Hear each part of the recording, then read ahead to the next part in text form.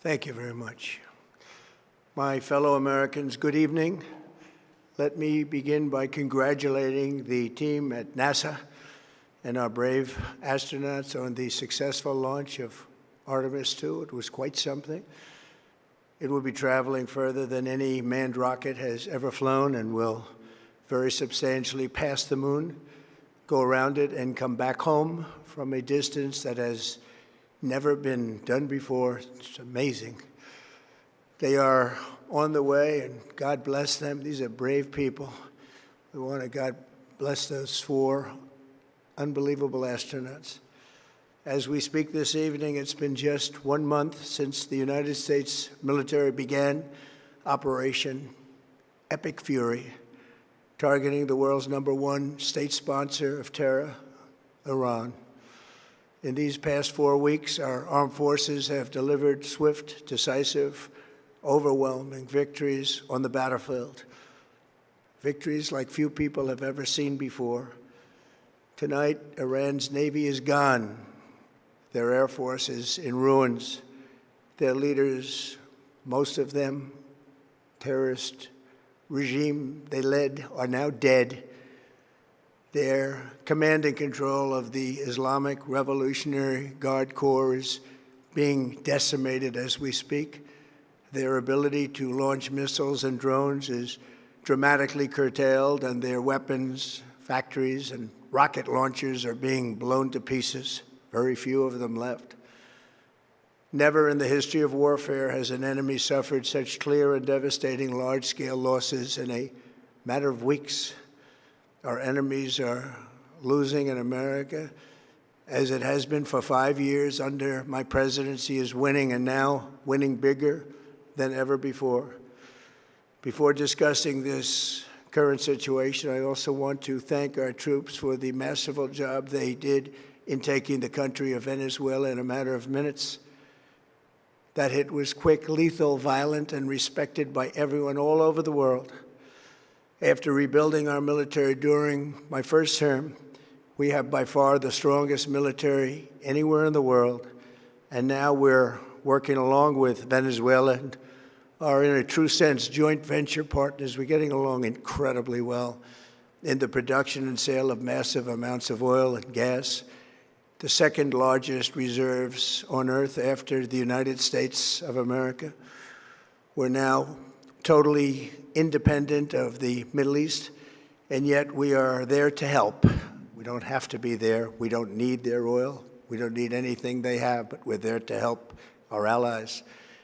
Tonight, I want to provide an update on the tremendous progress our warriors have made in Iran and discuss why Operation Epic Fury is necessary for the safety of America and the security of the free world. From the very first day I announced my campaign for president in 2015, I have vowed that I would never allow Iran to have a nuclear weapon. This fanatical regime has been chanting death to America, death to Israel for 47 years. Their proxies were behind the murder of 241 Americans in the Marine barracks bombing in Beirut, the slaughter of hundreds of our service members with roadside bombs.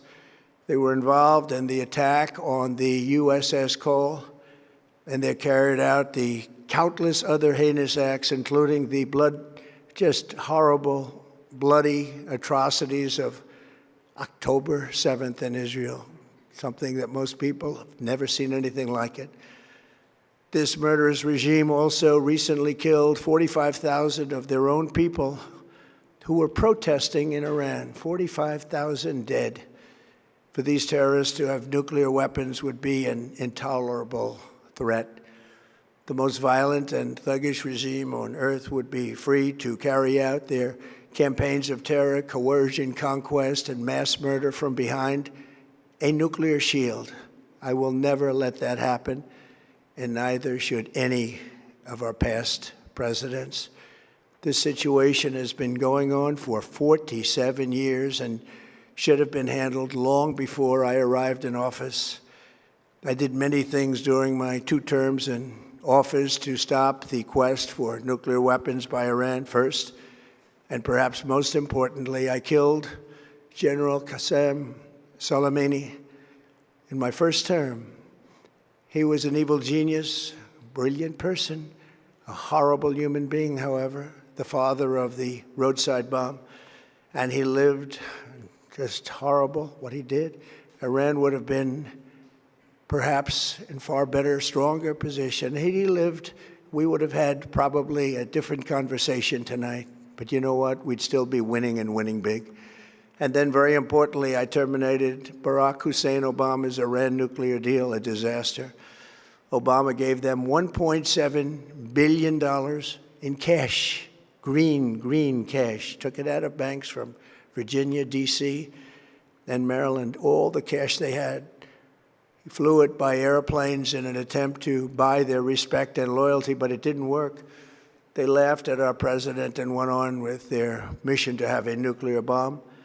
His Iran deal would have led to a colossal arsenal of massive nuclear weapons for Iran, and they would have had them years ago, and they would have used them. It would have been a different world. There would have been no Middle East and no Israel right now, in my opinion, the opinion of a lot of great experts, had I not terminated that terrible deal. And I was so honored to do it. I was so proud to do it. It was so bad right from the beginning. Essentially, I did what no other president was willing to do. They made mistakes, and I am correcting them.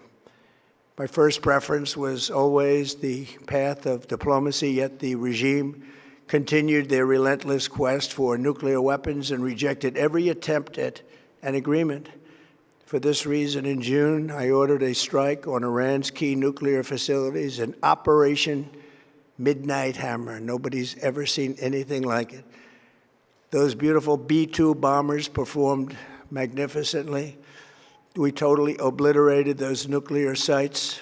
The regime then sought to rebuild their nuclear program at a totally different location, making clear they had no intention of abandoning their pursuit of nuclear weapons. They were also rapidly building a vast stockpile of conventional ballistic missiles and would soon have had missiles that could reach the American homeland, Europe, and virtually any other place on Earth. Iran's strategy was so obvious. They wanted to produce as many missiles as possible, and they did, with the longest range possible. And they had some weapons that nobody believed they had. We just learned that out. We took them out. We took them all out so that no one would really dare stop them. And their race for a nuclear bomb, a nuclear weapon like nobody's ever seen before. They were right at the doorstep. For years, everyone has said that Iran cannot have nuclear weapons, but in the end, those are just words if you're not willing to take action when the time comes. As I stated in my announcement of Operation Epic Fury, our objectives are very simple and clear. We are systematically dismantling the regime's ability to threaten America or project power outside of their borders. That means eliminating Iran's Navy, which is now absolutely destroyed, hurting their Air Force and their missile program at levels never seen before, and annihilating their defense industrial base. We've done all of it. Their Navy is gone. Their Air Force is gone. Their missiles are just about used up or beaten. Taken together, these actions will cripple Iran military, crush their ability to support terrorist proxies, and deny them the ability to build a nuclear bomb. Our armed forces have been extraordinary. There's never been anything like it militarily. Everyone is talking about it, and tonight I'm pleased to say that these core strategic objectives are nearing completion. As we celebrate this progress, we think especially of the 13 American warriors who have laid down their lives in this fight to prevent our children from ever having to face a nuclear Iran. Twice this past month, I have traveled to Dover Air Force Base, and it's been something. I wanted to be with those heroes as they return to American soil, and I was with them and their families, their parents, their wives, their husbands. We salute them, and now we must honor them by completing the mission for which they gave their lives. And every single one of the people, their loved ones said, "Please, sir, please finish the job, every one of them. And we are going to finish the job, and we're going to finish it very fast. We're getting very close. I want to thank our allies in the Middle East, Israel, Saudi Arabia, Qatar, the UAE, Kuwait, and Bahrain. They've been great, and we will not let them get hurt or fail in any way, shape, or form. Many Americans have been concerned to see the recent rise in gasoline prices here at home. This short-term increase has been entirely the result of the Iranian regime launching deranged terror attacks against commercial oil tankers in neighboring countries that have nothing to do with the conflict. This is yet more proof that Iran can never be trusted with nuclear weapons. They will use them, and they will use them quickly. It would lead to decades of extortion, economic pain, and instability worse than we can ever imagine. The United States has never been better prepared economically to confront this threat. You all know that. We built the strongest economy in history. We're going through it right now, the strongest in history. In 1 year, we've taken a dead and crippled country. I hate to say that, but we were a dead and crippled country after the last administration and made it the hottest country anywhere in the world by far, with no inflation, record-setting investments coming into the United States, over $18 trillion, and the highest stock market ever, with 53 all-time record highs in just 1 year. It all positioned us to get rid of a cancer that has long simmered. It's known as the nuclear Iran, and they didn't know what was coming. They've never imagined it. Remember, because of our Drill Baby Drill program, America has plenty of gas. We have so much gas. Under my leadership, we are #1 producer of oil and gas on the planet, without even discussing the millions of barrels that we're getting from Venezuela. Because of the Trump administration's policies, we produce more oil and gas than Saudi Arabia and Russia combined. Think of that, Saudi Arabia and Russia combined. And that number will soon be substantially higher than that. There's no country like us anywhere in the world, and we're in great shape for the future. The United States imports almost no oil through the Hormuz Strait and won't be taking any in the future. We don't need it. We haven't needed it, and we don't need it. We've beaten and completely decimated Iran. They are decimated, both militarily and economically and in every other way. And the countries of the world that do receive oil through the Hormuz Strait must take care of that passage. They must cherish it. They must grab it and cherish it. They can do it easily. We will be helpful, but they should take the lead in protecting the oil that they so desperately depend on. So to those countries that can't get fuel, many of which refuse to get involved in the decapitation of Iran, we had to do it ourselves. I have a suggestion. #1, buy oil from the United States of America. We have plenty. We have so much. And #2, build up some delayed courage. Should have done it before. Should have done it with us, as we asked. Go to the Strait and just take it, protect it, use it for yourselves. Iran has been essentially decimated. The hard part is done, so it should be easy.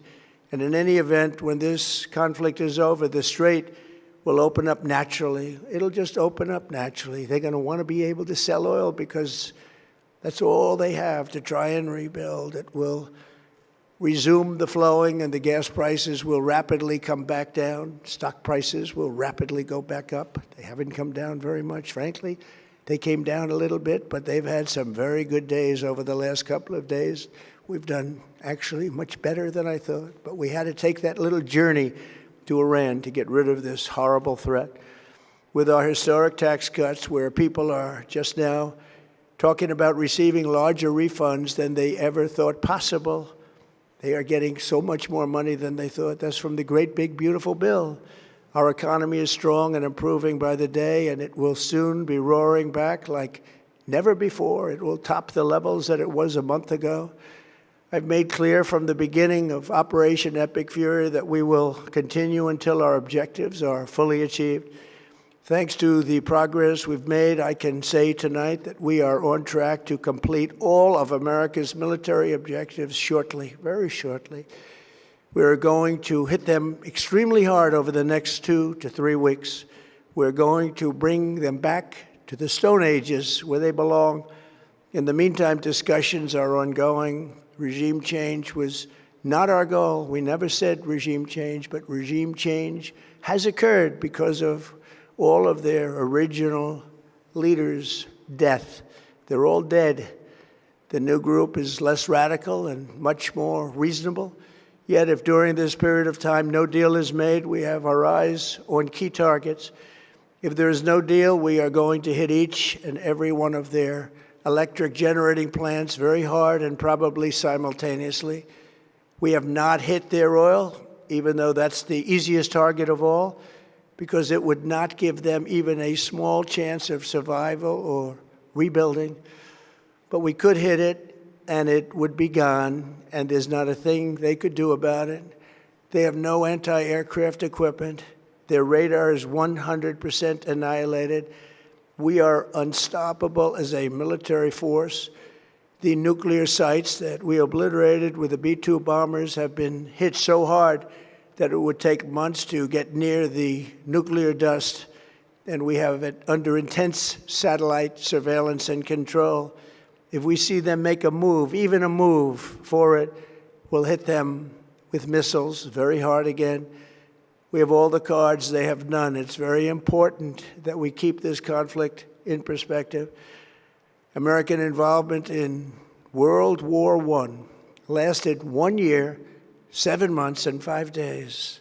World War II lasted for 3 years, 8 months, and 25 days. The Korean War lasted for 3 years, 1 month, and 2 days. The Vietnam War lasted for 19 years, 5 months, and 29 days. Iraq went on for 8 years, 8 months, and 28 days.